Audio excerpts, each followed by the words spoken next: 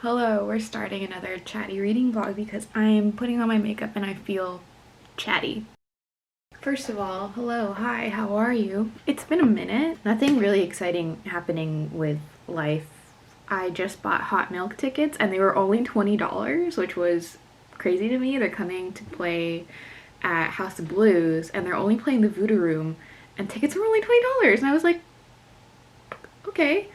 I guess they're small, but like, I don't know. I feel like they should charge more just because they deserve more. Now I have a concert almost every single week from March, the start of March to I think like mid-May, which is like, I'm so excited for it. But yeah, other than that, nothing really exciting to report. I have finished how many books this year so far? Finished 8 books so far this year and it's January 20th, so I'm very proud of myself, especially because I didn't have a strong start at the beginning of the year. I'm technically only currently reading 1 book, but I've got a stack of like 5 more books on my desk.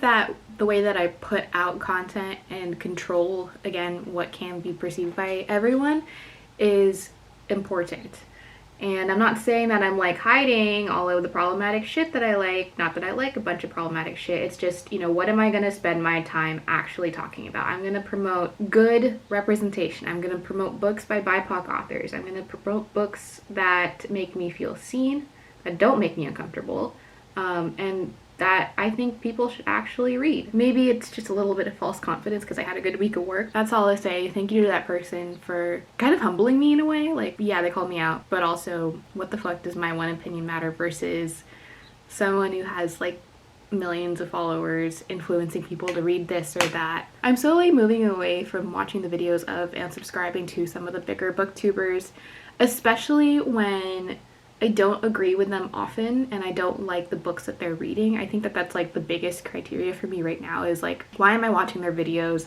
I don't agree with them. I'm not getting influenced in the way that I should. I'm just getting upset, right? And I think that that is a nice point of reflection because like, we have to think about when we do watch and subscribe to people, who are we giving a platform to? We are giving a platform to someone who maybe loves Colleen Hoover books and will tell you with their whole chest to read a Colleen Hoover book or to read ACOTAR, even though Sarah J Maas might be a Zionist. Like, it's one thing to punch down on a very small creator, content creator, influencer like me, but it's another thing to actually call out bigger people who are influencing larger amounts of people.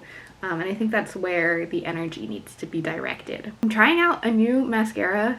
This is the, I think is it L'Oreal Lash Paradise? We'll see how it goes. My eyes started getting irritated with my go-to mascara, and it wasn't because like it was time to change out the tube or anything. It was just, I don't know what the hell was going on, but my eye, like I got a sty under this eye. Pretty much healed now. Like I don't feel it. You can just see like the scar left over from it. Like I don't know what the hell caused it, but I just know that I put on that mascara and the sty popped up and my eyes were like really itchy and sensitive throughout the day. So in terms of reading, so I'm currently reading, and I don't have the copy with me, None Shall Sleep by Ellie Marney, which is a YA psychological thriller. I'm struggling with it a little bit because it follows a serial killer survivor, female serial killer survivor, and then a US Marshal trainee. It's just a little weird the way that these characters are written. Maybe again because I'm way too far removed from YA in general to really enjoy YA. The reason that they're brought in on this case to work for the FBI is because they both have deep familiarity with serial killers and they're teenagers, and so they can talk to teenage serial killers at a level that the adult FBI agents can't. And I think it's a really interesting premise. I don't know if it's realistic or not, especially since like this is the FBI we're talking about. But one thing that like kind of was weird to me, I guess, is like in the first conversation they had, they kind of just trauma dump on each other. Like they talk about how the girl survived a serial killer and how the dude's dad was killed by another serial killer. So it's like, it's just a little weird to me. I'm trying to enjoy the rest of the story otherwise, but some of the dialogue and the way that it's being laid out is not my favorite. It's actually not bad. I don't like it as much as My Million Lashes, but I'm so far not feeling any irritation. I think that's what matters. I do have some bookish hopeful plans for this weekend. I just learned that a new indie bookstore opened up in downtown San Diego, and it's called the Meet Cute Bookshop, Romance Bookshop.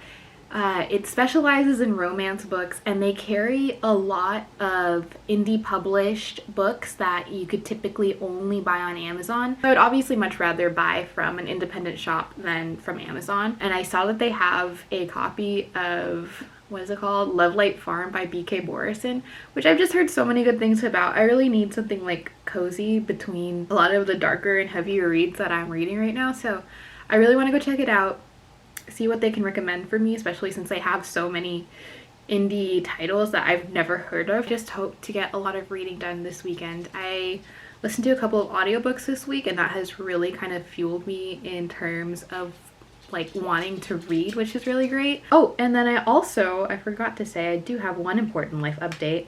I bought a bike, which is very exciting because I don't think I've had a bike since I was like in high school. I'm hoping that I can go bike to either the library or a cafe locally and just have a nice cozy moment. As always, I will come back to you guys when I've got important stuff to share. Also, I rearranged my shelves a little bit, and I want to show you guys my new classics shelf. It's so cute. So this is my new classic / hardback TBR shelf. All of the books that I have that I haven't read that are in hardbacks are at the top here, just because they don't really fit on my other bookshelves very nicely, especially with how tall some of these hardbacks are.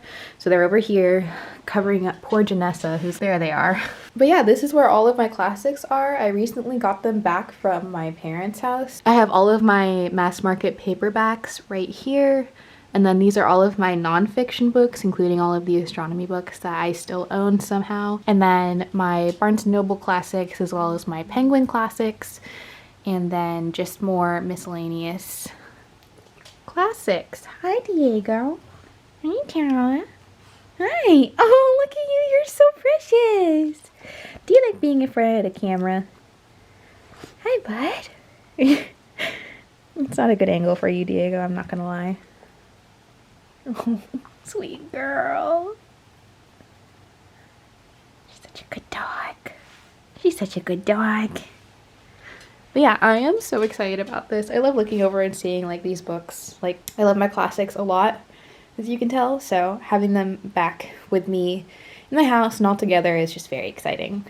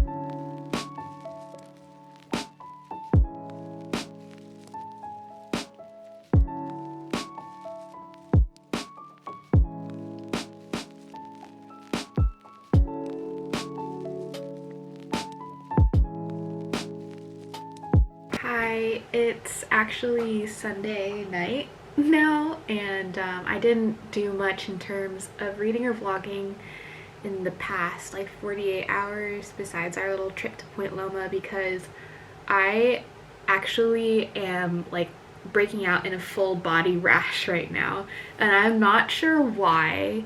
There are a couple of things that I think triggered it, but this happens to me occasionally, especially when it gets really cold. When I used to come back from school in the winter time for Christmas to the Bay Area, I would get chilblains, which are like blisters on your toes because your body is not handling the cold well. And every now and then when I came home from Hawaii, I would get rashes and other eczema breakouts and that kind of thing. So I'm currently battling that right now, just putting on cream, just trying not to itch.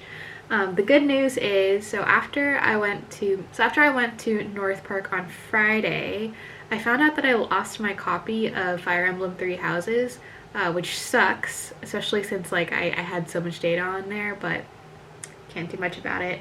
I did, however, remember that Fire Emblem Engage came out, so I have been playing this non-stop pretty much since Friday night because I started breaking out in my rash around Friday night, and I'm playing on my Switch, especially a Fire Emblem game, which requires you to use a lot of brain power and both of your hands. It keeps me from itching, so I've been playing this pretty much non-stop. I'm like 75% of the way through the story. The way that they show achievements in this Fire Emblem's different. It just shows up as a banner at the top of the screen, and I had to like roll over and like soak in the embarrassment when I cleared the 12-hour achievement. I've been playing for over 12 hours. Like, I even have like a whole setup I'll show you guys probably later, but I moved my Switch into my office so that I could sit in my butterfly chair and play Fire Emblem. In case any of you care, I am actually having tons of fun with it so far. This Fire Emblem is extra special because it brings back all of the, well, most of the protagonists from previous Fire Emblems, and I've played pretty much every single Fire Emblem game since Fire Emblem started getting released on the DS. So seeing characters like Corrin, Marth, Lucina, Celica, like seeing all of these characters is just, it's so fun, and I really enjoy a lot of the new characters too. I think it's so funny how it's very clear which countries are inspired by European, like real European countries, even with like the names and everything. It took me a while to figure out Brodia because I thought Brodia was Russia, but I think Brodia is supposed to be Scotland / Ireland. So it's never not a good time with Fire Emblem for me. It's just like my ideal type of game because it's strategy and action and also a story. Anyway, this is a reading vlog. I have to update you on my reading. Well, I guess that's all to say that I haven't really done any, and if you see me doing weird stuff, I am doing everything in my power not to itch right now. In terms of any reading that I've gotten done, I've read a little bit of None Shall Sleep by Ellie Marney, and I think I started talking about this on Friday. Still not like 100% sold on it, but I am interested in this whole like probably, I'm gonna guess that it's probably gonna be like a very weird romantic situation with the serial killer who's in jail and the serial killer survivor girl, but we'll see about that. Again, it's very YA, so I kind of put it to the side for now, especially because as you saw in the previous clips, I picked up a book that I have really been wanting to read for couple months now, ever since I heard about it, and that is Lovelight Farms by B.K. Boris, and this is an indie published. The main character owns a Christmas tree farm, which I just think is so cute, and like her dream is to like have a Christmas tree farm and live on the farm and be a Christmas tree farmer. Like, I think that's so cute and so cozy. She met this guy like a decade ago after I think her mom had passed away. I think they like literally run into each other, and he gets her lunch as an apology, and then they become friends, and then over the years, every single time he's in town or she's in his city, they hang out. They're pretty much best friends, and everyone's rooting for them to get together, and they both have very obvious crushes on each other, and it's just so cute and so wholesome. They are currently fake dating. The whole idea behind the fake dating is that she needs funding for her Christmas tree farm because they are going under, and in order to do that, she wants to win this like grant or prize from a social media influencer, and she had lied on her application and said that she and her boyfriend had founded the farm in order to appeal to the influencer more, because the influencer seems to have a thing for romantic sub-stories to the projects that she funds. So yeah, that's kind of the gist of it so far. I just think it's so cute and really wholesome. I started reading this in the coffee shop in North Park, and it was just the cutest, most lovely, wholesome situation. If I wasn't like breaking out in rashes everywhere right now, and I didn't subconsciously scratch when I'm reading, I would definitely want to go back and read, but until my rash kind of subsides a little more, I don't think I'm going to be reading much. So next time I check back in with you guys, I hopefully will no longer be rashy and will have read a little more.